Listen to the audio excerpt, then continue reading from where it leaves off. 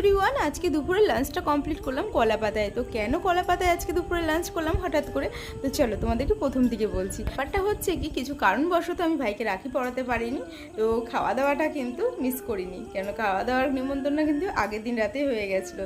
তো যাই হোক, সকালবেলায় কিন্তু আসা হয়নি, একটু বেলা করে এসেছি, প্রায় অনেকটা বেলা, একটু না অনেকটা বেলাতে এসেছি। আর এসে দেখি মানে সব কিছুই রান্নাবান্না কমপ্লিট হয়ে গেছে। আর আমার ভাইজির আজকে ইচ্ছে হয়েছে কলা পাতায় সবাই মিলে একসঙ্গে খাবো, তো এই কারণে বাবা গিয়ে কলা পাতা কেটে নিয়ে এসেছে, আর বহু দিন পরে কলা পাতায় খাচ্ছে। আর এদিকে তো তোমরা দেখতেই পেলে আমাদের যে সব থেকে ক্ষুদের সদস্য, সেও কিন্তু আজকে কলা পাতার ভাগটা ছাড়েনি।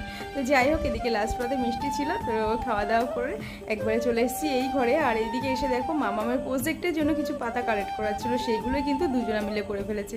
আর মামামেরটা মামাম নিয়ে নিয়েছে, তারপরেই কিন্তু আমরা বাড়ির দিকে রওনা হয়েছি। আর এদিকে দেখো সোনামা কয়েকটা দিন ধরে উল্টো বসা শিখেছে, তো উল্টোই কিন্তু বসে রয়েছে, আর আমি কিন্তু ভয়ে ভয়ে সাইকেলটা চালাচ্ছিলাম যদি বাই চান্স পড়ে যায়। আর এদিকে দেখো অনাবরত বৃষ্টির কারণে চারিদিকে কিন্তু জল জমে গেছে, আর তারই মধ্যে কিন্তু প্রচুর প্রচুর মাছ হয়েছে।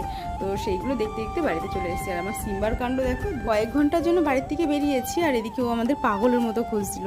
তো আসার পরে দেখো কী করছে আমাদের সঙ্গে, সেটা তো মানে তোমরা দেখলেই বুঝতে পারছো।